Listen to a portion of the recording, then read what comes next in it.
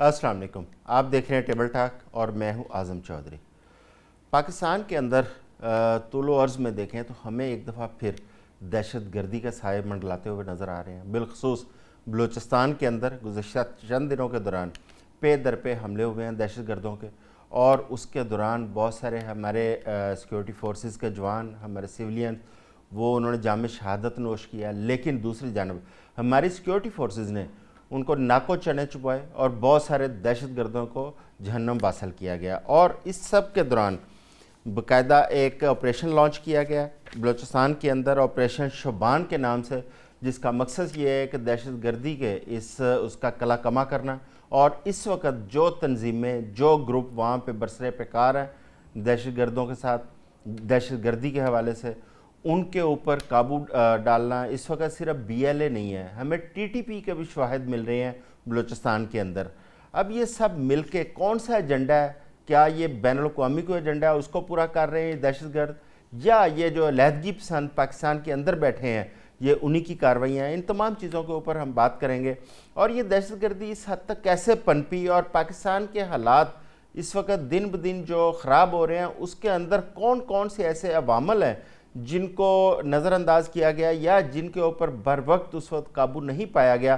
तो आज हमें ये सारी चीज़ें देखनी पड़ती हैं। इन तमाम चीज़ों के ऊपर हम बात करेंगे। हमें ज्वाइन किया है दफ़ाई तज्ज़ियाकार हैं जनाब ब्रिगेडियर बाबर साहब हैं हमारे साथ, उनके साथ साथ ब्रिगेडियर अमजद मलक साहब हैं, वो भी दफ़ाई तज्ज़ियाकार हैं हमारे साथ, और बाबर यूसुफज़ई साहब हमें ज्वाइन करेंगे जो ख़ुसूसी मुआवन है वज़ारत दाखिला बलूचिस्तान के।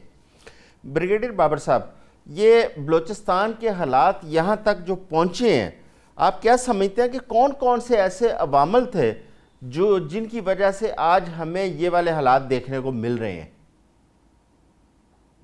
जी बहुत शुक्रिया। वैसे तो तफसील अगर जाए तो बहुत लंबी बात हो जाएगी। उसमें आप सबको पता है कि मुख्तलिफ उसकी रीज़न माजी में लोग बताते रहे हैं, सियासी लोग अपनी रीज़न बताते रहे, जो जो नाम नहाद लादगी पसंद है ये अपनी रीज़न बताते हैं। कोई कहता है जी यहाँ पर महरूमियों की वजह से ये है, कोई नाम देता है कि यहाँ पर तरक्की का अमल नहीं हुआ, बलूचिस्तान पे वो तवज्जो नहीं दी गई, वफाकी हुकूमत को ब्लेम करते हैं। मुख्तलिफ किस्म के रीज़न हैं उसमें। उसके आप हक में भी बोल सकते हैं, उसके आप खिलाफ भी बोल सकते हैं। इतना टाइम मेरा ख्याल नहीं है, क्योंकि उसके लिए तो आपको अलग से पूरी डिबेट करनी पड़ेगी। जो आजकल बलूचिस्तान में हालात हैं ये भी कुछ अरसे से हैं, ये नहीं कि यकदम हो गए हैं। और इसकी बुनियादी इस वक्त जो वजह है वो आपको पता है कि यहाँ पर मुख्तलिफ नाम नहाद अलादगी पसंद तंजीमें जो है सरगर्म अमल हैं। और डेफिनेटली एक तो उनको मदद मिल रही है हिंदुस्तान की तरफ से, भरपूर किस्म की मदद मिल रही है, पैसे की सूरत में भी, ट्रेनिंग की सूरत में भी, रहनुमाई की सूरत में भी, पेट्रोलेज उनको कर रहे हैं। और उसमें अफगानिस्तान की सरजमीन इस्तेमाल हो रही है, इसमें कोई दो राय नहीं है। माजी में ये दहशतगर्द ईरान की सरजमीन को भी इस्तेमाल करते रहे हैं, लेकिन आजकल ज़्यादातर अफगानिस्तान के रस्ते आ रहे हैं। और इसमें इनके जो नाम नहाद कुछ भगोड़े लीडर्स कुछ इंग्लैंड में बैठे हैं, कुछ स्विट्जरलैंड में बैठे हैं, वहां से बैठ कर भी इनको फंडिंग होती है। आपको पता है पाकिस्तान को जब डिस्टेबलाइज करने की बात हो तो दुश्मनों की चूंकि कमी नहीं है, हिंदुस्तान तो सबसे बड़ा दुश्मन है ही। अदरवाइज दुनिया में मुख्तलिफ मौके को ऊपर पाकिस्तान के मुखालिफ लोग किसी न किसी बहाने की तलाश में रहते हैं, उनको कोई वे आउट चाहिए होता है। इनकी सूरत में उनको मिल गया हुआ है। अभी ये लोग फॉर एग्जाम्पल हरब्यार है, या ब्राहम दाग है, जावेद मैंगल है, डॉक्टर अल्लाह नजर टाइप लोग हैं, तो बहुत देर से बाहर बैठे यही काम कर रहे हैं। आगे इनके जो फुट सोल्जर्स हैं, जो उनके मुकामी कमांडर हैं, आजकल बशीर जेब अफगानिस्तान में बैठ के ये काम कर रहे हैं। तो एक ओवरऑल नेटवर्क तो ये है। अभी रीजन ये है कि इनको जब ये नहीं कि पाकिस्तान गवर्नमेंट को टैकल नहीं कर रही है, पाकिस्तान की गवर्नमेंट इस तरह तवज्जो नहीं दे रही, फौज और गवर्नमेंट भरपूर तरीके से कोशिश कर रहे हैं। लेकिन जो अभी आप हैं या मैं हूं, आम पाकिस्तानी हैं, डेफिनेटली कुछ लोग ये हर वक्त ये क्वेश्चन करते हैं कि जी इन पे काबू क्यों नहीं पाया जा रहा, ये इतना नुकसान पहुंचाते हैं, इतने लोग हमारे शहीद होते हैं, इनको इनका कला कमा क्यों नहीं होता, इनका खात्मा क्यों नहीं होता। आपने खुद अपने इब्तदाई में कहा कि पाकिस्तान की फौज और सिक्योरिटी फोर्सेज भरपूर कोशिश कर रहे हैं और जानों के नजराने भी पेश कर रहे हैं इन दहशत गर्दों के खिलाफ लड़ते हुए। देखें ये दहशत गर्दी के खिलाफ जो जंग है ये बहुत मुश्किल जंग है। इस जंग में अमली तौर पे एक लंबे अरसे तक मैं खुद भी शामिल रहा हूँ। इतनी मुश्किल जंग इंसानी तारीख में आज तक दुनिया की किसी फौज ने नहीं लड़ी, और इतनी कामयाबी के साथ नहीं लड़ी को आज की बात नहीं है। अभी 25 साल इसको हो चुके हैं इस दहशत गर्दी के खिलाफ इस जंग को। दुनिया में दहशत गर्दी کچھ جگہوں پہ شروع ہوئی ختم ہو گئی ہے، لیکن آج پاکستان میں اسی طریقے سے دہشت گردی ہو رہی ہے، اور بنیادی کردار اس میں ہندوستان کا ہی ہے۔ ہم سب جانتے ہیں ڈی اسٹیبلائز پاکستان کو کرنے میں۔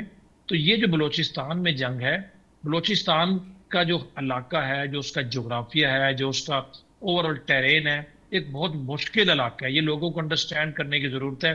اس طرح کے علاقے میں دنیا کی امریکہ جیسی فوج بھی نہیں لڑ سکتی۔ افغانستان میں وہ 20 سال تک رہے ہیں، صرف چند جگہوں پر رہے ہیں، وہاں پر کانسنٹریٹ کیا، اور باقی کہیں پر بامبنگ کی، کہیں پر ایریل آپریشنز کیے اور چلے گئے۔ گراؤنڈ پہ آ کے اتنے مشکل علاقے میں جہاں پر کوئی زندگی کا تصور نہیں ہے، کوئی انسان نہیں رہتے، سنگلاخ پہاڑ ہے، دشوار گزار راستے ہیں، غاریں اویلیبل ہے، ہائیڈ آؤٹس اویلیبل ہیں، چھپ کے بیٹھ سکتے ہیں، چھوٹے چھوٹے پاکٹس میں موو کرتے ہیں، مقامی ہیں، آف دی لینڈ رہ سکتے ہیں، راستوں کا ان کو پتہ ہے، لوکل مدد مل جاتی ہے۔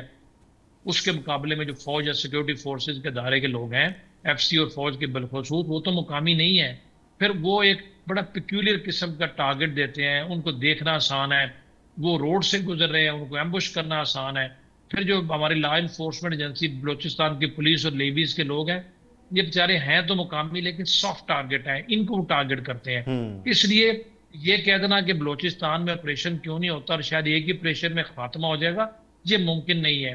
یہ جو اس طرح کی گوریلا وارفیئر ہوتی ہے، بلوچستان کا جو ایریا اس کے لیے آئیڈیل ہے، سوٹیبل ہے، لیکن ہمیں یہ اعتماد رکھنا چاہیے کہ جتنی قربانیاں ہمارے یہ فوج کے افسر جوان اور ایف سی اور سیکورٹی فورسز کے دے رہے ہیں، وہ ڈٹرمنڈ ہے۔ انشاءاللہ کامیابی ہماری ہوگی، لیکن یہ دشمن ایک نہیں ہے، دشمن مختلف طریقوں سے، مختلف حوالوں سے، مختلف صورتوں میں وار کر رہا ہے، اور ہمارے لوگ بھرپور یہ جنگ لڑ رہے ہیں، کوئی اس سے غافل نہیں ہے۔ لیکن یہ ایک دن کی بات نہیں ہے، صبر آزما کام ہے، لمبا چلنے والا کام ہے، انٹیلیجنس بیسڈ آپریشن ہے، آبادی کم ہے، آپ کو ہیومن انٹیلیجنس بہت کم ملتی ہے، یہ بہت سارے عوامل ہیں، اس کے اوپر پورا پروگرام ہو سکتا ہے۔ جو لوگ وہاں پر رہتے ہیں، دیکھتے ہیں، جن کو نالج ہے، وہ اندازہ لگا سکتے ہیں کہ یہ کتنے مشکل آپریشن ہوتے ہیں۔ خیبر پختونخوا میں اس کی نسبت قدرے آسان ہے، اس لیے وہاں اچھا، پر کامیابی بھی زیادہ ملتی ہے، اور وہاں پر آپریشن بھی بہت زیادہ ہو رہے ہیں، آبادی وہاں پر زیادہ ہے، علاقہ چھوٹا ہے، اس لیے وہاں پر ان کو نقصان بھی زیادہ اٹھانا پڑتا ہے۔ بٹ چونکہ کلوز پروکسیمیٹی آف افغانستان ہے، تو وہاں سے ان کے لیے آنا جانا آسان ہوتا ہے۔ تو اس لیے اوور آل ایک کمپلیکس سچویشن ہے، اس کو سمجھنے کی ضرورت ہے۔ بالکل پریشان ٹھیک کن ہے۔ بات ضرور ہے، آپ کی بات سے اتفاق کرتا ہوں، بلوچستان کا خطہ بہت اہم خطہ ہے، پوری دنیا کی نظر اس پہ ہے۔ سب کو پتا ہے کہ سی پیک کا کلمنیشن پوائنٹ یہ ہے، یہاں پر بہت سارے معدنی ذخائر ہیں، اس وجہ سے اس علاقے میں لوگوں کی دلچسپی بھی بہت زیادہ ہے۔ جو بریگیڈیئر دشمن امجد ہے صاحب، ہمارے، جی بریگیڈیئر امجد صاحب بھی ہمارے ساتھ ہیں، ان کو بھی شامل کرتے ہیں۔ بریگیڈیئر صاحب، یہ ابھی بریگیڈیئر بابر صاحب نے اس خطے کی امپورٹنس کے حوالے سے بات کی ہے، کیا سگنیفیکینس ہے اس بلوچستان کی اس پورے خطے کے اندر، خصوصاً مشرق وسطیٰ کو ساتھ جوڑ کے اگر ہم دیکھتے ہیں تو بلوچستان کے اوپر، کیونکہ یہ آج کی یہ نہیں ہے، بڑی دیر بلوچستان پہ جو نظریں گڑی ہوئی ہیں، بڑی دیر سے وہاں پہ اس قسم کی تخریبی کارروائیاں دیکھنے میں آ رہی ہیں۔ ایک تو اس پہ تھوڑا سا روشنی ڈالیے گا کہ اس کی کیا سگنیفیکنٹ ہے۔ دوسرا، جو بلوچستان کے حالات جو آج ہمیں نظر آ رہے ہیں، اگر ہم سردار اکبر بگٹی، ان کے جب ان کو اسٹیٹ کی جانب سے ان کو ہلاک کیا گیا تھا، اس وقت سے لے کر اب تک آپ کیا سمجھتے ہیں کہ زیادہ حالات خراب ہوئے ہیں کہ چیزیں کنٹرول کی گئی ہیں اسٹیٹ کی جانب سے؟ شکریہ چوہدری صاحب۔ چوہدری صاحب دیکھیے، کچھ تو آپ نے جو ابھی سوال کیا ہے، ایک تو چیز اس میں انبلٹ ہے، اور جس طرح بریگیڈیئر صاحب نے فرمایا ہے، جو اس کی امپورٹنس بتائی ہے خطے کی، اور جو روٹ کاز بتایا ہے کہ وہاں یہ انسرجنسی، ہماری جو کاؤنٹر انسرجنسی آپریشنز ہیں، یہ سلو کیوں ہیں، یا یہ زیادہ سکسیس کی طرف کیوں نہیں جا رہے۔ تو اس سے ایک چیز اخذ ہوتی ہے کہ مسئلہ ہمیں پتہ ہے۔ مسئلہ ایکچولی ہر مسئلے کا حل پاور یا طاقت نہیں ہے، یہ تو ہم 1973 سے یوز کر رہے ہیں۔ کچھ مسائل کا حل جو ان سب وہ پولیٹیکل ڈائلاگ ہوتا ہے اور نیگوسیشنز ہوتی ہیں۔ پولیٹیکل ڈائلاگ کا جہاں تک تعلق ہے، وہ اسی وقت ہو سکتا ہے جب پالیٹکس ہو۔ پالیٹکس اسی وقت ہو سکتی ہے جب وہاں کے عوام اپنے نمائندے خود مخصوص طریقے سے الیکٹ کر کے بٹھائے، جو ان کے گراس روٹ لیول تک جا کر ان کے ساتھ گفتگو کرے، نہ کہ وہ اسلام آباد میں بیٹھ کے بڑی بڑی باتیں کریں اور یہاں سے جہاز پہ بیٹھ کے ایئر کنڈیشنز روم میں بیٹھ کے فارمولیٹ کریں اسٹریٹجی۔ کیونکہ آن گراؤنڈ جو سب سے بڑا برنٹ اٹھانا پڑتا ہے یا فیس کرنا پڑتا ہے، وہ آرمڈ فورسز میں۔ اور آرم فورس میں آف کورس جو اسپیئر ہیڈ کرتے ہیں وہ پاکستان آرمی ہے. پاکستان آرمی وہاں اپنا بہت خون دے چکی ہے, بہت سویٹ دے چکی ہے, بہت محنت کر چکی ہے, بہت کوشش کر چکی ہے. بٹ دوسری طرف ہم نے یہ بھی دیکھنا ہے کہ اس میں پولیٹیکل ایلیمنٹ کہاں کارگر رہا ہے, اور پولیٹیکل ایلیمنٹ نے کیا رول ادا کیا. کوئی رول نہیں ادا کیا, کوئی حکومت کچھ بھی نہیں کر رہی, حکومت کر ہی نہیں سکتی. ابھی اللہ کرے آپ کے وہ مشیر جو ابھی جنہوں نے جوائن کرنا وہ کریں, ان سے ٹوٹل ایریا ہی پوچھ لیں بلوچستان کا کتنا ہے, یا آبادی کیا ہے, یا آبادی کا تناسب کیا ہے, یا وہ قبائل کون سے آباد ہے, یا سرداری نظام کیا ہے. دیکھیے یہ ہر تھریٹ کے اسپیکٹرم کے دو اینڈ ہوتے ہیں, ایک انٹرنل تھریٹ ہوتا ہے, ایک ایکسٹرنل تھریٹ ہوتا ہے. یہ پورا تھریٹ اسپیکٹرم ہوتا ہے. دیکھیے جب ہم اندرونی طور پہ مضبوط نہیں ہوں گے تو یہ آٹومیٹیکلی ایکسٹرنل تھریٹ کو اٹریکٹ کرتا ہے, اور by default 60% of Pakistan Balochistan, جس کی آبادی ٹوٹل 6 سے 7% آف پاکستان ہے, وہ ایک سافٹ بیلی ہے. اب اگر میں تھوڑا ماضی میں جاؤں تو 1971 میں کرنل پیٹر ہوتے تھے, یہ میں پہلے بھی گزارش کر چکا ہوں کسی پروگرام میں. یہ ایک سی آئی اے کے ریٹائرڈ افسر تھے, انہوں نے بالکنائزیشن آف پاکستان کے اوپر ایک کنسیپٹ کیا تھا. Actually reshaping of Middle East کے اوپر بھی پھر ایک گفتگو شروع ہوئی, جس میں یہ بتایا ایک چیز سامنے, ایک کنسیپٹ سامنے آیا کہ یہ اسی وقت ری شیپنگ آف مڈل ایسٹ ہو سکتی ہے جب گریٹر اسرائیل کا ایجنڈا کسی کنارے لگے گا, اور یقیناً کسی پازیٹیو کنارے لگے گا تب. تو لیٹلی آپ نے دیکھا ہے کہ جب مڈل ایسٹ کی بات ہوتی ہے تو لیٹلی کہہ دیا گیا کہ پاکستان کو مڈل ایسٹ کا حصہ سمجھیں. اس کا مطلب یہ ہے کہ بلوچستان کی جب بالکنائزیشن کی بات ہو رہی تھی 1971 میں ایک پلان پریزنٹ کیا گیا, تو اس میں مین ایشو جو ہے وہ بلوچستان کا ہی اٹھایا گیا. So what is the reason why Balochistan? دیکھیے آپ کا 900 کلومیٹر لمبا ساحل جو ہے اس کا کتنا حصہ بلوچستان کے اندر ہے اس وقت اس خطے کی, بلکہ میں تو کہوں گا دنیا کی ایک بہت اہم بندرگاہ گوادر جو کہ اللہ نے ہمیں نصیب فرمائی, وہ بھی اسی بلوچستان کے اندر ہے. ہم close proximity of the first and the most important choke point of the world ہیں, that is Strait of Hormuz. ہم اس وقت یہ جب ہم کہتے ہیں نا جی کہ اللہ تعالیٰ نے ہمیں جیو اسٹریٹجیکلی ایک ایسی جگہ لوکیٹ کیا کہ we become very important for the world, so it is basically because of Balochistan.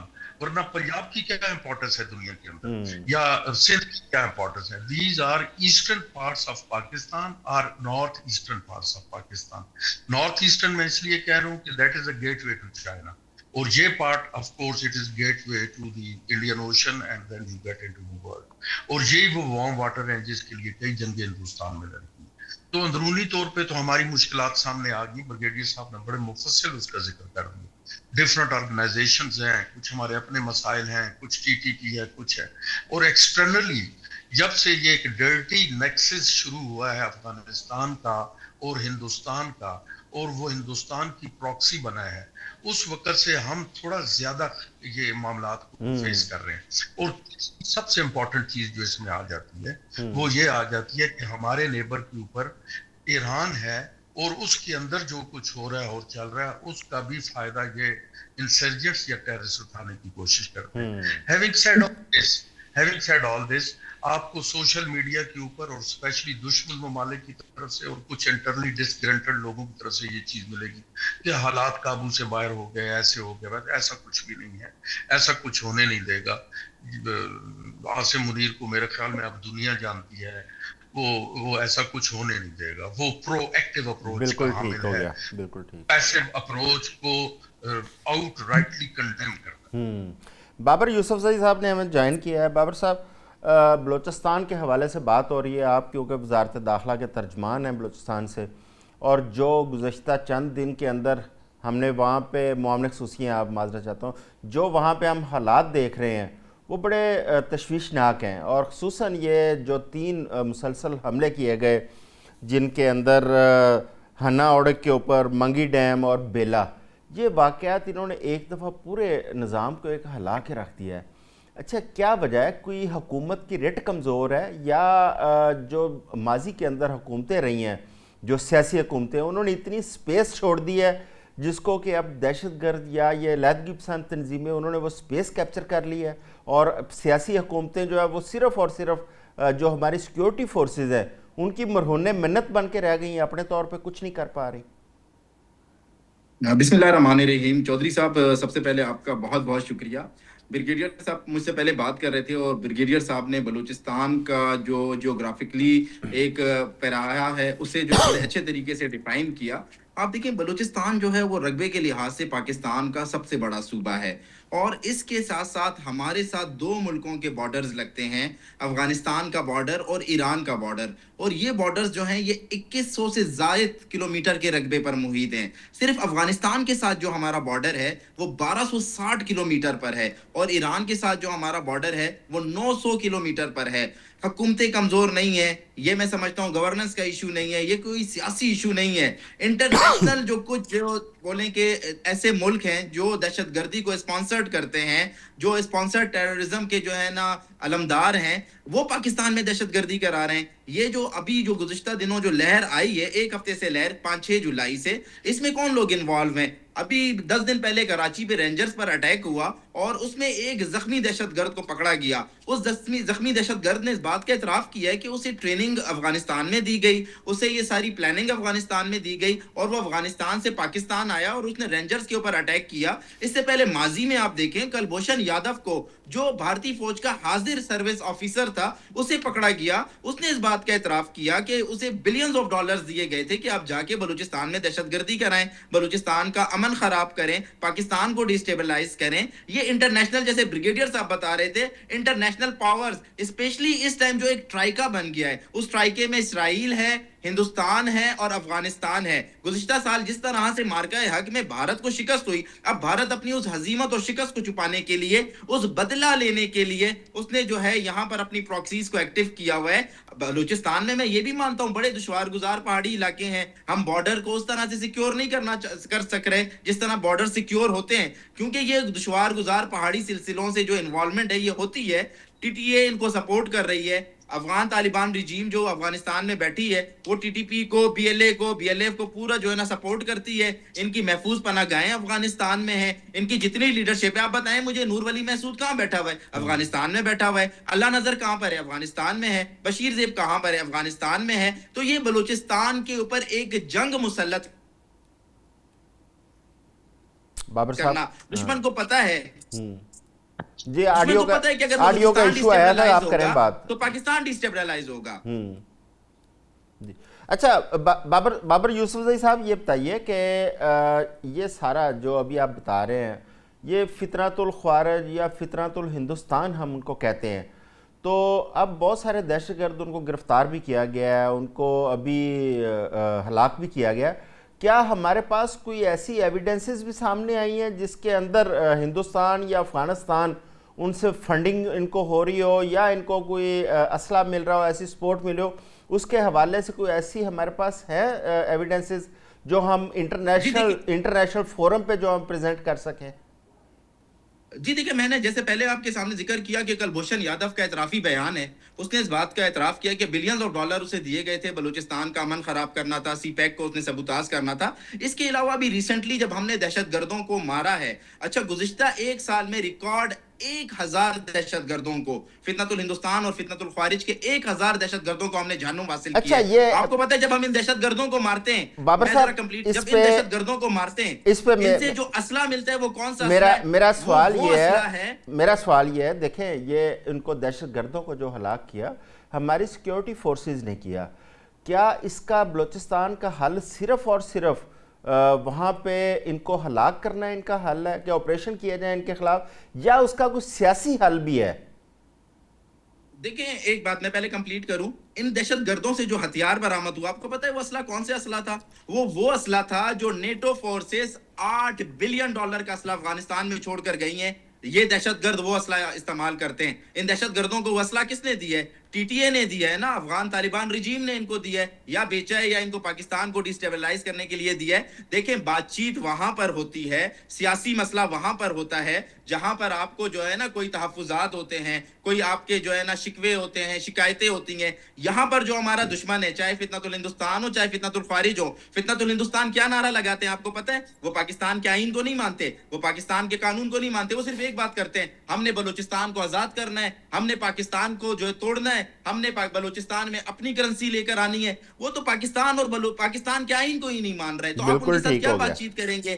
وہ تو صرف ان کا تو نظریہ یہی ہے کہ انہوں نے پاکستان کو نقصان پہنچانا ہے. ایسے لوگوں سے بات چیت نہیں ہو سکتی. سیاسی حکومت ہے بلوچستان میں, جمہوری حکومت ہے. ہم ہر اس جمہوری شخص سے, سیاسی شخص سے بات چیت کرنے کے لیے تیار ہیں جو پاکستان کے آئین کو مانتا ہے, جو پاکستان کے قانون کو مانتا ہے. لیکن جو شخص میرے معصوم لوگوں کا قتل عام کر رہا ہے, جو شخص میرے ملک میں دھماکے کر رہا ہے, جو شخص میرے ملک کے آئین کو نہیں مانتا, جو نعوذ باللہ کہتا ہے کہ پاکستان کو میں توڑوں گا, پاکستان کو میں آزاد کروں گا, بلوچستان کو میں آزاد کروں گا, اس کے ساتھ کیسے بات چیت ہو سکتی ہے؟ ٹھیک ہو گیا بابر صاحب. بلوچستان کا مسئلہ کوئی گورننس کا مسئلہ نہیں ہے چودھری صاحب, بالکل یہ ٹپیکل جو ہے نا دہشت گردی کا مسئلہ ہے. بالکل ٹھیک ہے. بریگیڈیئر بابر صاحب, یہ ابھی جو بات کر رہے ہیں بابر یوسف زئی صاحب, اچھا اس میں دیکھیں دہشت گرد ایک مخصوص ان کی تعداد ہوگی, مخصوص ان کے گروپ ہوں گے, مخصوص ان کے علاقے ہوں گے, لیکن وہاں پر جو عام عوام آباد ہے ہمیں وہ بھی اس وقت ہمیں نظر نہیں آ رہے, ان کی ول ہمیں نظر نہیں آ رہی. مثلا مختلف طبقات ہیں, ڈاکٹرز ہیں, وکلا ہیں, انجینئرز ہیں, وہاں کا بزنس کمیونٹی ہے, ہمیں وہ بھی نظر نہیں آ رہے کہ وہ بھی متحرک ہوں, اسٹیٹ کے ساتھ کھڑے ہوں. اس کی کیا وجہ ہے؟ ایسے نہیں لگتا کہ جیسے فاصلے بڑھ رہے ہیں اس وقت؟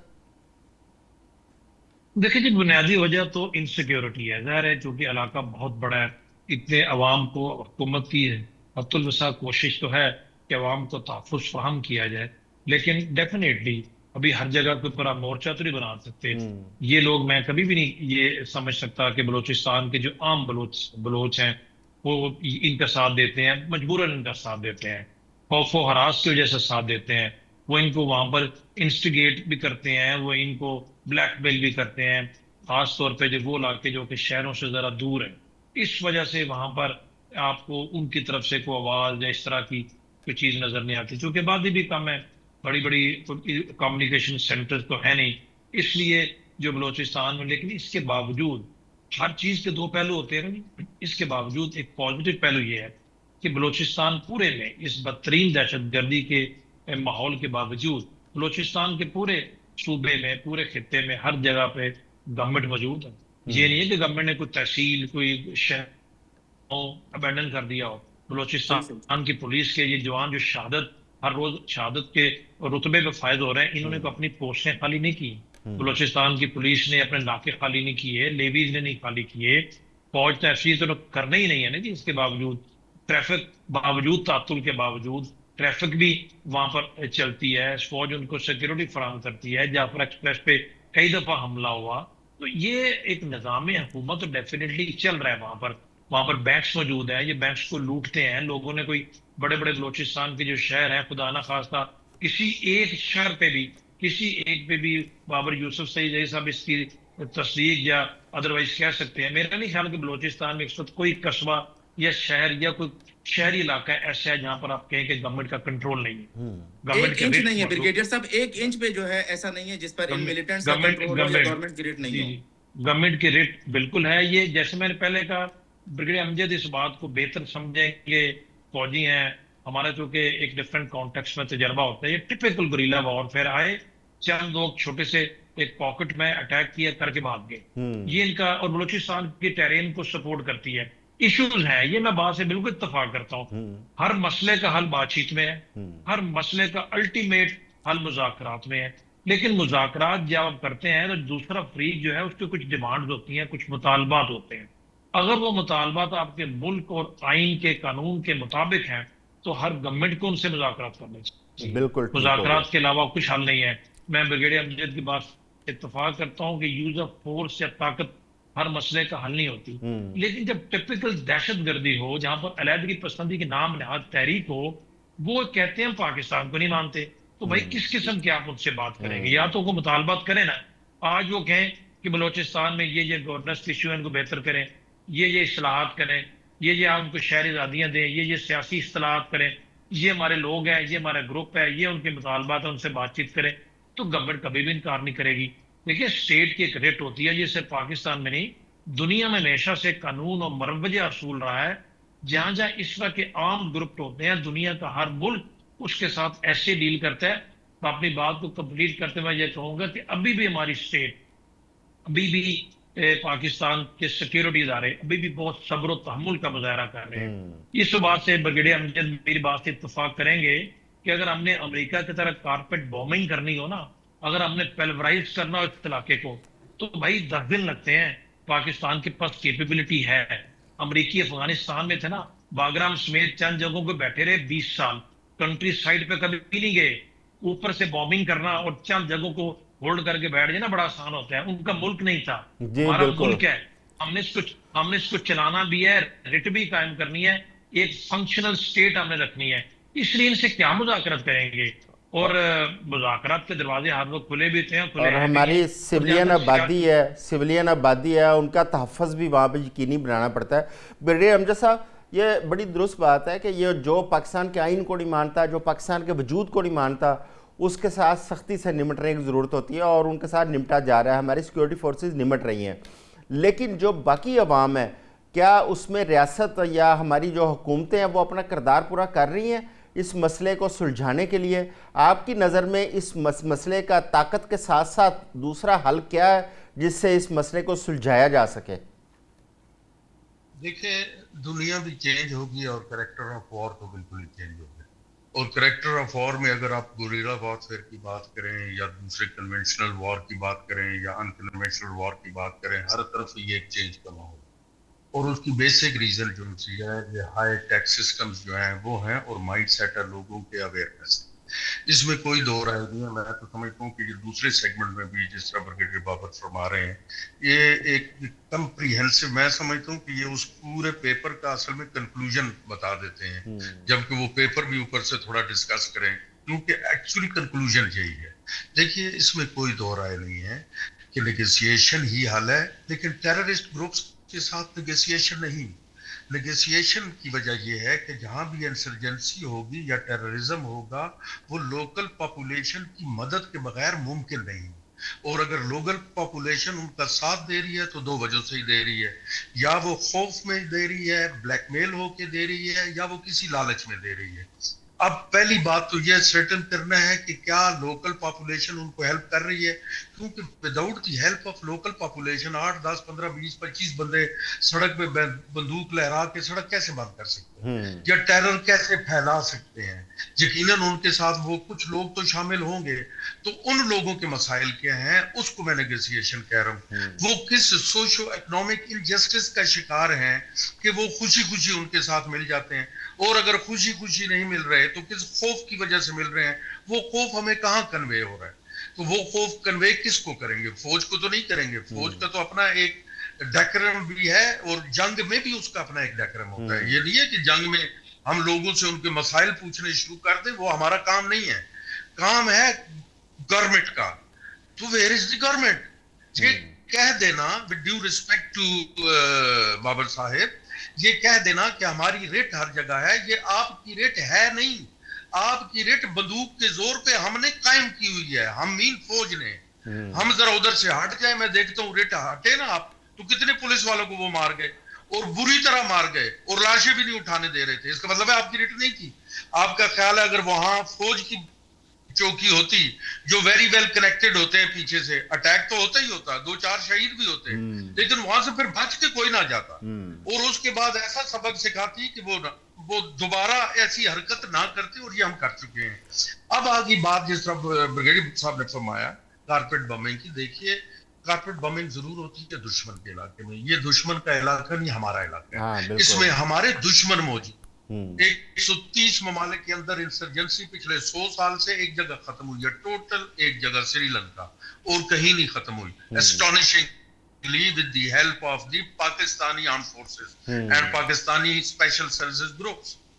وہاں بھی پہلے نیگوسیشن, اور جب نیگوسیشن فیل ہوئی ان ٹیررسٹ کے ساتھ, ان کو وائپ آؤٹ کس نے کیا؟ ہم لوگوں نے جا کے کیا نا. اس لیے وہ آج ہمیں ہماری عزت کرتے اور ہماری پوجا کرتے. ڈاکٹر صاحب, میرے پاس ٹائم کی قلت ہے. میں چاہوں گا کہ بابر یوسف زئی صاحب سے آخری ٹیک لے لوں. بابر صاحب, جو گورنمنٹ کی جو ریٹ ہے, اس میں کوئی شک نہیں ہے کہ ہر خطے کے اندر وہاں پہ ہر تحصیل لیول تک وہاں پہ ہماری حکومتیں ہیں, نظام قائم کر رہا ہے. لیکن کیا وہاں کے جو سردار ہیں یا وہاں کی جو عام عوام ہے, کیا وہ حکومت کو سپورٹ کرتی ہے, حکومت کے ساتھ کھڑی ہے, یا دہشت گردوں کے ساتھ ان کے زیادہ روابط ہے, ان کو فیسیلیٹیٹ کرتی ہے؟ चौधरी साहब, बलूचिस्तान की जो अवाम है वो मुहिब वतन अवाम है, वो बिल्कुल हुकूमत के साथ है, वो रियासत के साथ है। ब्रिगेडियर साहब ने बिल्कुल सही कहा। मैं सिक्योरिटी फोर्सेस को खिराज तहसीन पेश करता हूँ। आर्मी और एफसीई का मरहून मिन्नत है, जिसकी वजह से बलूचिस्तान का जो अमन है वो कायम है। लेकिन इसके साथ साथ देखें, हमारे जो सिविलियन है, हमारी जो सिविलियन गवर्नमेंट है, वो भी कुर्बानियां दे रही है। अभी 2 दिन पहले ही हमारे सूबे में एक जो है ना पाकिस्तान का अलम बुलंद करने वाले पाकिस्तान के बेटे हैं मीर शफीक मेंगल, आपको पता है उन पर 3 खुदकुश हमलों ने बेक वक्त पर हमला किया है। किस वजह से किया है? वो खुशदार में थे, बलूचिस्तान के मिड में अपने इलाके में मौजूद थे, क्योंकि वो पाकिस्तान की बात करते हैं। ये लोग, जो लोग पाकिस्तान की बात करते हैं, पाकिस्तान के साथ खड़े होते हैं, उन्हें ये नुकसान पहुंचाते हैं, उनमें खौफ पैदा करने की कोशिश करते हैं। जैसे ब्रिगेडियर साहब कह रहे थे कि 8 से 10 लोग आ जाते हैं और रोड बंद कर देते हैं, तो वो रोड बंद इस वजह से करते हैं, लोकल्स वहां पर डर रहे हैं। आबादी इतनी ज्यादा नहीं है, जिस घर से कोई पाकिस्तान के हक में बात करने वाला, रियासत के हक में बात करने वाला खड़ा होता है, उसे मार दिया जाता है, उस पर डेड स्क्वाड का लेबल लगा दिया जाता है, या उस पर रियासती मुखबर का लेबल लगा दिया जाता है। इन्वॉल्वमेंट बहुत ज्यादा है, फंडिंग बहुत ज्यादा है, हथियार बहुत ज्यादा मिल रहा है, और ये एक जो ग्रेटर गेम है, ये उसका हिस्सा है। बिल्कुल ठीक हो को गया इन्होंने जो है ना बाबर यूसुफजई साहब, लेकिन बिल्कुल हुकूमत आपका पॉइंट आ गया। बहुत शुक्रिया बाबर यूसुफजई साहब, ब्रिगेडियर बाबर साहब आपका भी शुक्रिया, ब्रिगेडियर अमजद साहब आपका भी बहुत शुक्रिया कि आपने वक्त दिया। बेशक बलूचिस्तान के अंदर बहुत सारे अवामल इस वक्त कार फरमाया, लेकिन सबसे जो इम्पोर्टेंट ये है कि वहाँ पे जो हमारी सिविलियन हुकूमतें हैं, वहाँ पे सरदारी निज़ाम है, उन सरदारों के साथ, अवाम के साथ अपने रवाबत बढ़ाए, ताकि दहशत गर्दों को बिल्कुल आइसोलेट किया जाए, ताकि सिक्योरिटी फोर्सेस को ऑपरेशन करने में वहाँ पे आसानी हो। और जो अपनी जानें कुर्बान कर रहे हैं, चाहे वो सिक्योरिटी फोर्सेस के जवान हैं, चाहे वो सिविलियंस हैं, वो इस कौम के हीरो हैं, काबिल एहतराम है। हमारे लिए, सबके लिए बहुत ज़्यादा हमारे दिलों में एहतराम पाया जाता है। अभी वक्त हुआ है एक शॉर्ट ब्रेक का, ब्रेक के बाद आते हैं, हमारे साथ रहिएगा। Welcome back. बहुत सालों से हम सुन रहे थे कि एक वक्त आएगा जब पानी के ऊपर जंगें हुआ करेंगी, और इस वक्त हम हालात जिस जानब जाते हुए देख रहे हैं, इस वक्त नज़र आ रहा है कि ये पानी के ऊपर जो कशीदगी बढ़ती जा रही है, ये खुदा न खासा जंगों का बायस भी बन सकती है। पाकिस्तान और इंडिया, जिस तरह जब पानी की तकसीम हुई, दरियाओं की तकसीम हुई, और 1960 के दौरान एक मुआहदा हुआ इंडिया और पाकिस्तान के माबैन, जो वर्ल्ड बैंक ने करवाया, जिसे इंडस वाटर ट्रीटी कहा जाता है। उस मुआहदे के तहत पानी के बाकायदा तकसीम उसको तय किया गया। लेकिन गुज़श्ता साल जब इंडिया ने पाकिस्तान के ऊपर जारियत की, पाकिस्तान के ऊपर हमले किए, तो इंडिया को जब शिकस्त हुई उसके दौरान, उस जंग में, तो इंडिया ने ज़िद चोकर पाकिस्तान और इंडिया के माबैन जो इंडस वाटर ट्रीटी थी, उसको अपने तौर पर सस्पेंड कर दिया। 1 साल से ज़्यादा वक्त गुजर चुका है, अभी तक इंडस वाटर ट्रीटी सस्पेंडेड है, और पाकिस्तान को अब तक जो पाकिस्तान के हिस्से का मिलने वाला पानी है, उसमें तकरीबन 11% कम पानी अब तक पाकिस्तान को मिला है। अब ये कहा जा रहा है कि इंडिया एक डाइवर्शन यहाँ पे पानी के ऊपर लगा रहा है, एक टनल बनाई जा रही है कुछ 8.5 किलोमीटर की, उसके बाद 113 किलोमीटर लंबी एक नहर वहाँ पे बनाई जा रही है, जो दरिया चनाब के पानी को वहाँ से डाइवर्ट करके दरिया ब्यास के ज़रिए वो इंडिया अपने खित्ते के अंदर लेके जा रहा है। इस हवाले से हम बात करेंगे। हमारे साथ इस वक्त आबी माहिरीन हैं, जनाब डॉक्टर इफ्तिखार साहब है हमारे साथ, और डॉक्टर शुएब अहमद साहब है हमारे साथ। डॉक्टर इफ्तिखार साहब, ये इंडस वाटर ट्रीटी, इस पर थोड़ा सा रोशनी डालिए कि इसमें इसकी लीगल क्या इसकी हैसियत है, और इंडिया ने जो इंडस वाटर ट्रीटी अपने तौर पर सस्पेंड की, क्या इंडिया ये कानूनी तौर पर ये इकदाम कर सकता था? देखिए, thank you so much. India जो है वो जब इंडस वाटर ट्रीटी 1960 में फ्रेम हुई है, डिज़ाइन हुई है, आप देखें तो इसका बिल्ट इन फ्लॉ भी है। ऑफ कोर्स ये एक गैर अखलाकी और डिप्लोमेटिकली ब्लंडर है कि उसने ये स्टेप लिया और एब्रप्ट स्टेप लिया। इंडस वाटर ट्रीटी में पहला फ्लॉ तो ये है कि इसको साइंटिफिकली मेजर नहीं किया गया। वाटर जो है उसको कंसिडर कर लिया गया कि पानी एक कांस्टेंट है, और इसको जियोग्राफिकली डिवाइड कर दिया गया ईस्टर्न और वेस्टर्न रिवर कोर्स पे, जबकि क्लाइमेट, वाटर जो है वो डायनामिक चीज़ है, उसके क्लाइमेट पे भी कॉन्सिक्वेंसेस हैं, उसके साथ एग्रो इकोनॉमी अटैच्ड होती है, और उसके असरात हैं सोशल रूरल इकोनॉमी पे असरात हैं। तो इसको बेसिकली मेजर्ड फ्रेमवर्क में होना चाहिए था, जो कि इंटरनेशनली IMW जो है, इंटरनेशनल वाटर मैनेजमेंट इंस्टीट्यूट की जो लेटेस्ट स्टडीज़ हैं, जो उस वक्त भी ये स्टडीज़ अवेलेबल थी, सिर्फ जो मेथड था स्टडी करने का डिफरेंट था। ये बहुत बड़ा फ्लॉ है। दूसरा, इंडस वाटर ट्रीटी ने एक और उसमें डिसएडवांटेज दिया पाकिस्तान की एग्रो इकोनॉमी को, कि उसने रन ऑफ रिवर पे उनको अलाउ किया, क्योंकि वो अपस्ट्रीम में हैं, हम डाउन स्ट्रीम पे हैं, तो अल्टीमेटली उनको अपस्ट्रीम पे रन ऑफ रिवर पे प्रोजेक्ट लगाने से मना नहीं किया गया स्ट्रिक्टली, मेजर नहीं, कॉन्सिक्वेंसेस जो हैं उसमें बिल्ट इन ड्रॉप नहीं किए गए। ये बहुत बड़ा फ्लॉ थे कि इसको बेसिकली इसको एक डिप्लोमेटिक डॉक्यूमेंट कहा जा सकता है, जबकि पानी जो है वो एक टेक्निकल, साइंटिफिक और इकोनॉमिकल पैरामीटर है। पाकिस्तान की जो 20% GDP है वो एग्रीकल्चर पे बेस करता है अभी भी, जबकि हम बहुत सारा लॉस कर चुके हैं। आप देखें, हमारे पास जितना पोटेंशियल है रिवर सिस्टम का, बेस्ट कैनाल सिस्टम था जो यहाँ पे डेवलप हुआ with the passage of time history में, हम उससे बहुत ज़्यादा बेनिफिट इसलिए भी नहीं ले सकते कि हम उस वक्त जब इसको ड्राफ्ट कर रहे थे इंडस वाटर ट्रीटी को, उसको सिर्फ लीगल और डिप्लोमेटिक डॉक्यूमेंट साइन किया गया है। इसके ऊपर फर्दर स्टडीज होनी चाहिए थी, जो कैस्केड, जो इसके कॉन्सिक्वेंसेस हैं उसके साथ उसको एडवोकेट किया जाता, और उस पर मोबिलाइजेशन, ग्लोबल मोबिलाइजेशन की ज़रूरत थी। बिल्कुल ठीक है। डॉक्टर शुएब साहब, अभी जिस तरह डॉक्टर बाबर साहब ने इंडस वाटर ट्रीटी की इम्पोर्टेंस के ऊपर बात की, तो इसके हवाले से हमारा यहाँ पे एक प्रॉपर एक डिपार्टमेंट बनाया गया इरसा के नाम से, इंडस रिवर सर्विसेज अथॉरिटी के नाम से।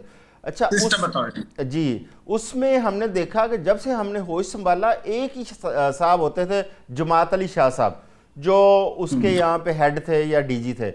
तो उसके बाद स्टेट की जानिब से कुछ इल्ज़ामात लगाए गए कि उन्होंने बर वक्त हुकूमत को कोई इतलात नहीं दी, जो इंडिया ने अपने डैम्स बनाए या इंडिया ने जो पानी के ऊपर अपने प्रोजेक्ट शुरू किया, जिस तरह अभी डॉक्टर साहब ने जिक्र किया।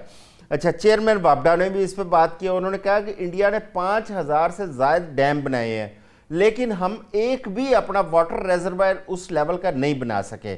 एक तो इरसा की जो कारकर्दगी है, मैं चाहूँगा कि उसके ऊपर आप बात करें। दूसरा, पाकिस्तान में जो वाटर रेजरवायर की ज़रूरत थी वो आज तक क्यों नहीं बन पाए? जी, मैं बहुत बहुत शुक्रिया, आपने मौका दिया। मैं आपके सवाल के जवाब की तरफ आने से पहले मैं डॉक्टर साहब के पॉइंट को थोड़ा सा, मैं अगर वो इजाजत देंगे तो एलेबरेट करूंगा कि डॉक्टर साहब बीइंग अ सोशल साइंटिस्ट, मैंने ये देखा है कि जो भी मामलात या जिंदगी के वाकयात चल रहे होते हैं ना, उसमें नजरिया जरूरत बड़ा इंपॉर्टेंट होता है।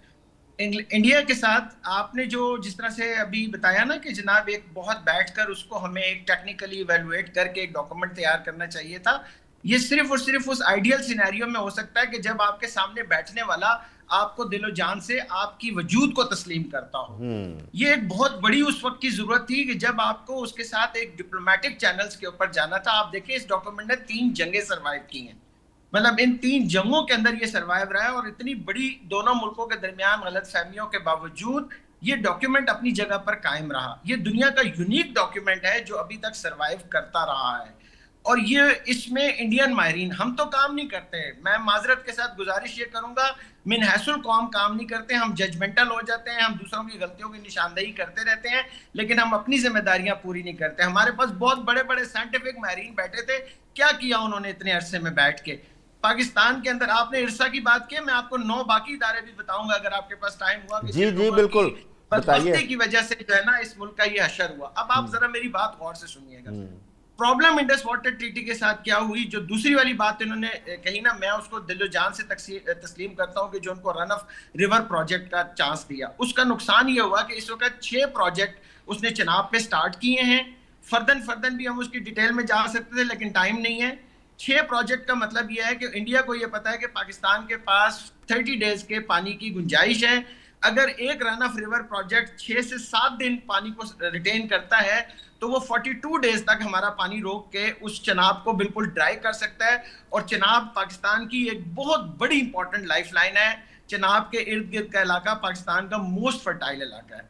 जहां तक रह गया जो ये बना रहा है लिंक कैनाल जो बना रहा है, لنک کینال کے اوپر میرے اپنے ڈاؤٹس ہیں. بیاس لنک کینال میں نے اس کی ساری ٹوپوگرافی کو اسٹڈی کیا. وہ لداخ میں بہت نیرو اس کی ہے اسپیس جہاں سے دریائے سندھ گزرتا ہے, اور اس میں بہت اونچے اونچے پہاڑ ہیں. یہ اس کی ایک واٹر ویپنائزیشن کی جو اس کی پالیسی ہے نا, یہ اس کی تھریٹ بنا کے یہ دے رہا ہے تاکہ پاکستان میں ایک ہیو اینڈ کرائی ہو جائے. اور مقصد صرف اس کا کیا ہے جناب کہ ان کو ہم تھوڑا سا ڈی اسٹیبلائز کریں. کیوں؟ جیسے ابھی آپ نے خود فرمایا, لاسٹ میں میں نا پاکستان کی زندگی کو, تاریخ کو 2 حصوں میں ڈیوائیڈ کرتا ہوں. 10 مئی 2025 اور اس سے پہلے کا جو پاکستان تھا. میں آپ کو بڑی ذمہ داری کے ساتھ ایک جملہ کہنے لگا ہوں, تکلیف ہوتی ہے میں جب یہ کسی فورم پہ کہتا ہوں. We were considered as the most irrelevant country in the world. ہماری کوئی اوقات نہیں تھی 9 مئی 2025 تک دنیا میں. 10 مئی کو ہماری اوقات بدلی ہے اور لوگوں کو پتہ چلا کہ پاکستان کہاں اسٹینڈ کرتا ہے. ٹھیک ہے جی.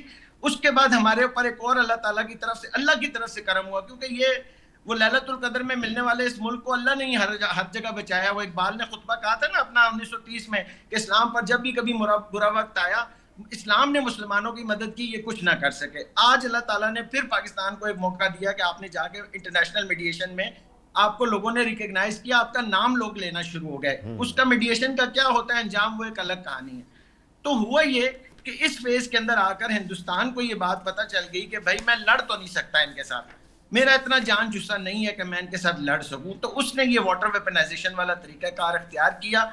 یہ اس کا طریقہ کار تھا. اور اس میں جو سب سے بڑا ڈیلیما ہمارے ساتھ اس کا, اور اس بات کو یہ ہمارے لوگ ابھی تک نہیں سمجھ پا رہے کہ اس کا جو سب سے بڑا اس کو ابینس میں کرنے کا بنیادی مقصد کیا تھا, کہ وہ جو ڈیٹا شیئرنگ ہوتی ہے اس میں سب سے مین کلاز ہی یہی ہے نا جی, کہ دونوں انڈس واٹر کمشنر ملتے ہیں, وہ ڈیٹا شیئر کرتے ہیں, ہمیں پتہ چلتا ہے پانی کی سپلائی کیا ہے. ہم اچھا اب ایک چیز اور مزے کی بات, ابھی آپ نے جماعت علی شاہ کا نام لیا, یہ ایک پروگرام میں بھاگ گیا تھا میرے سے, اس کی اتنی جان جاتی ہے. اس نے جو پاکستان کو چونا لگایا اور جو پاکستان کا حشر اس آدمی نے کیا ہے, اور ابھی بھی وہ گورنمنٹ کی گود میں بیٹھا ہوتا ہے, اور اسی کا یہ ایک جو ہے نا آگے ایکسٹینشن ابھی بیٹھا ہوا ہے انڈس واٹر کمشنر بن کے. ان لوگوں نے, ان کو ڈیٹا ملتا رہا نا, ان کو پتہ چلتا رہا کہ فلکچویشن آ رہی ہے. انہوں نے کیا کیا اپنے گھر میں, آپ غضب خدا کا یار آپ سنیں. میں تو کہتا ہوں, میں یہ جب پانی کا نام آتا ہے, میں پاکستان کا وائس سوشل سائنٹسٹ ہوں جس کی کالا باغ ڈیم کے اوپر پی ایچ ڈی ہے. میرا تو دل خون کے آنسو رونا شروع ہو جاتا ہے کہ تمہیں ڈیٹا جس وقت مل رہا تھا اس وقت تم نے کون سے آم چوپ لیے اور کیا دیا اس ملک کو.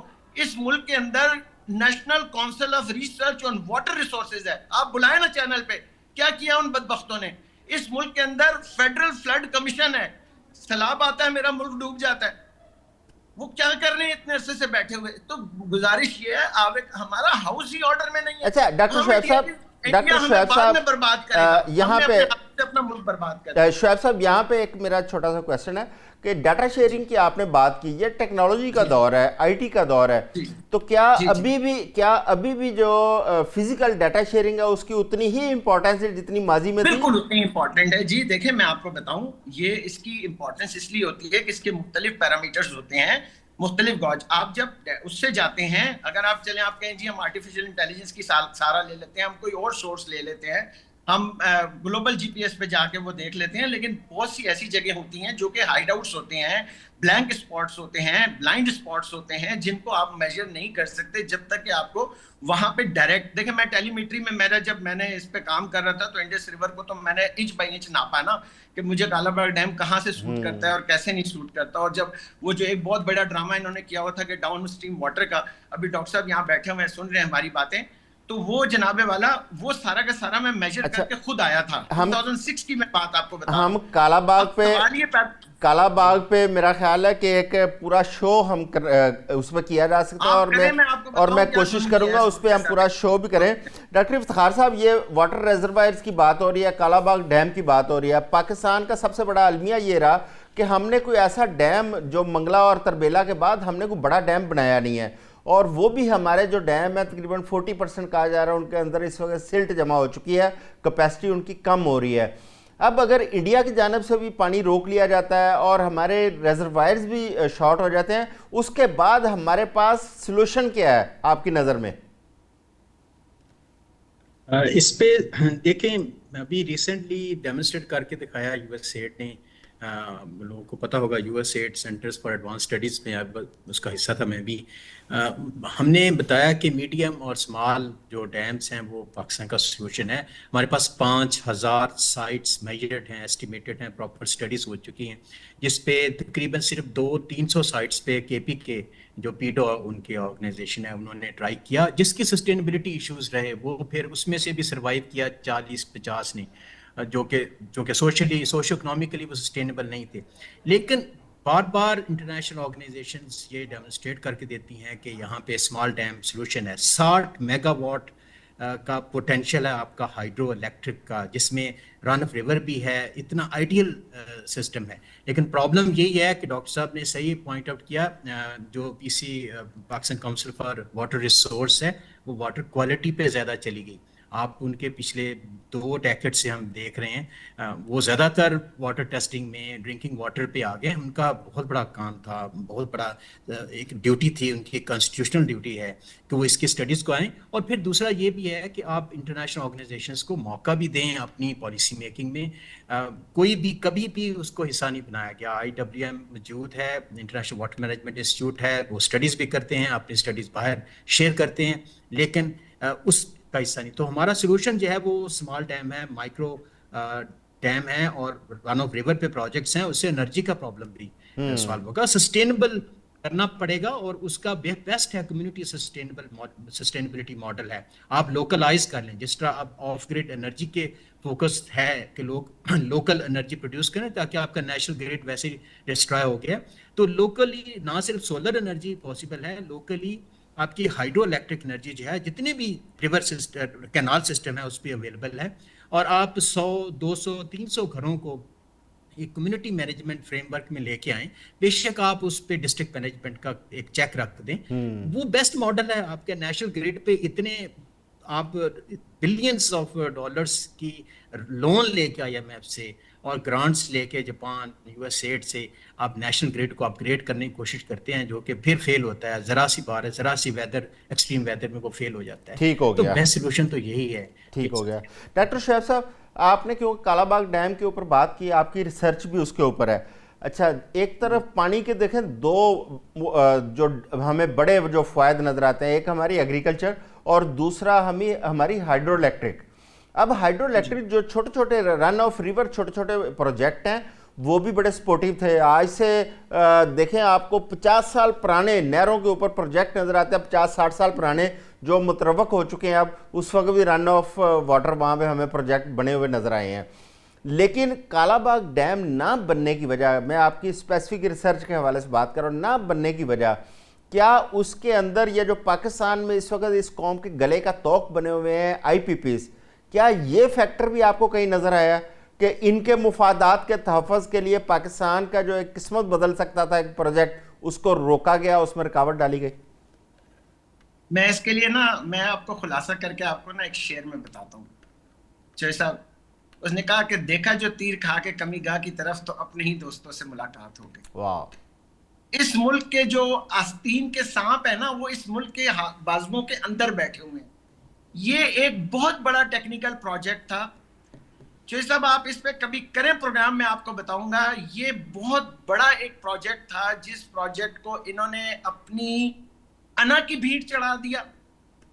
मैं इस रिसर्च के दौरान एक बहुत बड़ी पाकिस्तान की पार्टी के एक बहुत बड़े लीडर से मिला। मैंने उनसे कहा, मैंने कहा जनाब, लोग कहते हैं कि आपके पास इसके अलावा कोई मुद्दा नहीं है, अगर ये मुद्दा आप छोड़ देते हैं तो आपकी पार्टी खत्म हो जाएगी। तो उसने कहा, लोग इसकी बात करना छोड़ दें, हम अपनी पार्टी खत्म कर देंगे। यानी उनके पास ये एक मुद्दा था अपने सर्वाइवल का, जिसके ऊपर उन्होंने सारी जिंदगी अपनी पॉलिटिक्स लड़ी।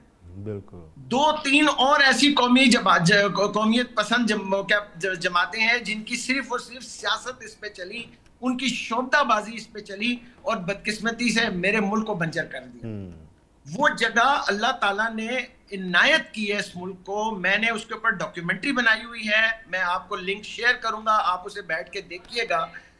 $1 अरब उस वक्त खर्च हुआ था इसके ऊपर। खैर, ये बहुत लंबा सब्जेक्ट है। इन्हें ये पता था कि अगर हमने ये मंसूबे बना लिए, अगर इस तरह की जिंदगी, देखिए हमारा ना हमेशा, डॉक्टर साहब शायद मेरे साथ एग्री करें, हमारा टोटल शॉर्टफॉल پیک میں بھی ہمارا 6000 سے 7000 میگا واٹ کا رہتا ہے، اس سے زیادہ ہمارا شارٹ فال نہیں ہوتا۔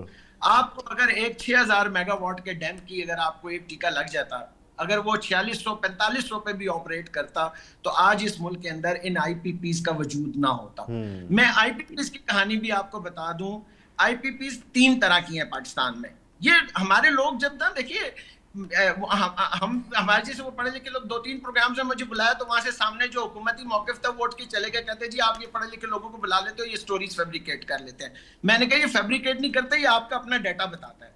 3 طرح کے آئی پی پیز ہیں ہمارا ایک بہت بڑا حصہ آئی پی پیز کا وہ ہے جو کہ سی پیک کے ساتھ لگی ہوئی ہیں، پھر ہماری وہ ہے جو گورنمنٹ اونڈ آئی پی پیز ہیں، اور یہ جو ابھی 2000 بلین کا 2000 بلین کا جو ان کا تھا وہ اس میں سے 800 بلین جو تھے وہ دینے تھے چائنا کو، انہوں نے 700 انہوں نے اپنے پاس رکھنے تھے، وہ گورنمنٹ کی آئی پی پیز ہیں۔